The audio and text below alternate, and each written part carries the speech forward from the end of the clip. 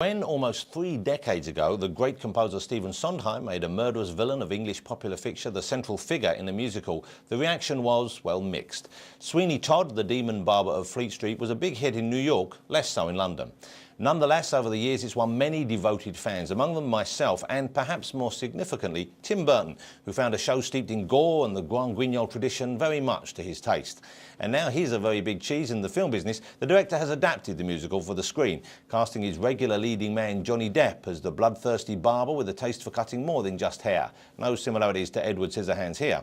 Shortly I'll be talking to both Messrs Depp and Burton about their work on this daring, startling and unforgettable film. But first, attend the tale of Sweeney Todd.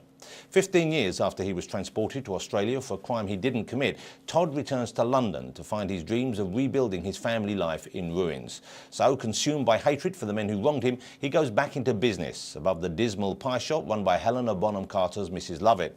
There he plots his revenge and is reunited with an old friend. Speak to me, friend. Whisper, I'll listen. I know you've been locked out of sight all these years, like me, my friend. Well, I've come home to find you waiting. Johnny Depp's Sweeney Todd finds there's competition in town in the shape of Sacha Baron Cohen, and the two go head to head to see who can give the closer shave. You take the skill, you take the brains, you take the will, to take the pains. You take the pace, you take the...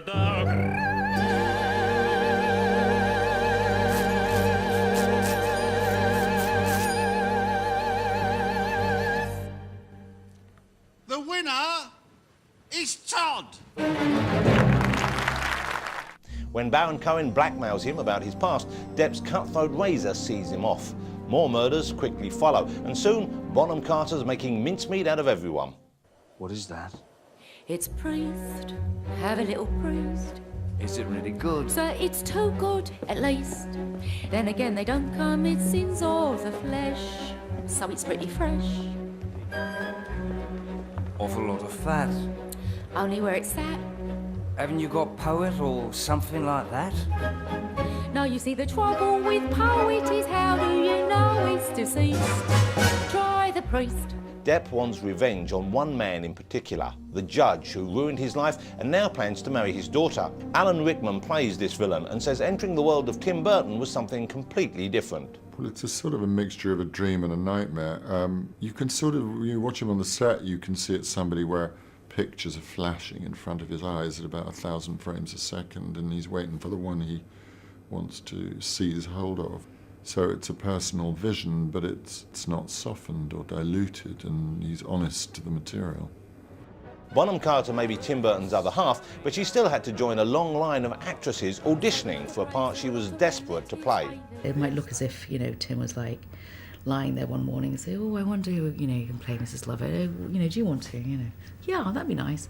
It wasn't like that at all. It was probably one of the hardest processes we both had to go through emotionally and everything. But it was our choice, so lump it, and it came out all right in the end. But for Bonham Carter, all the credit really belongs to Stephen Sondheim. He's a brilliant writer, and I did it mostly because of, the genius of Sondheim, and he writes so brilliantly. He gives you the part, on the plate. They say, God, you were so great in this. And I said, well, I'm only just doing what he wrote. And though changes have been made in this transition from stage to screen, theatrical purists should take note of this. The only thing they need to know is that Stephen Sondheim himself loves it. So take your purism and do what you want with it, because there's not much more purist than Stephen Sondheim himself. Who, sir? You, sir? No one's in the chair. Come on, come on. Sweeney's waiting. I want you, bleeders. You, sir? Anybody? Gentlemen, now don't be shy. Not one man, no, nor 10 men, nor 100 can assuage me. first of all, let me say congratulations on the movie, because I was prepared to be a little disgruntled, because I'm a huge fan of the musical. A huge fan. Obsessive.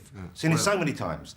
And I was kind of, Well, your dog is named Sweeney. Sweeney, that's right. And you know, I was, and I've killed people in a barber's chair just to experience it. But I really want to do it. And I genuinely, I think you have created a masterpiece. Yeah, well, it's fantastic. Wow, thank you. I mean, you know, I really love making it. It's probably the favorite movie I've made in a while. And just because I saw it like 20 years ago. I was just a student, and it just had such impact on me that I know John Lovitz was your first choice as Todd, and he passed.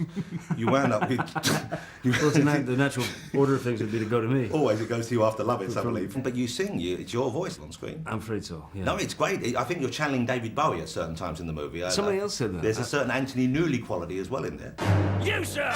Anybody! Gentlemen, now don't be shy, not one man. You know what's amazing, though? When I first heard it, what really struck me is that it still sounded like him as a, you know, because you get all these, like, overproduced music. It can sound like, you know, anybody.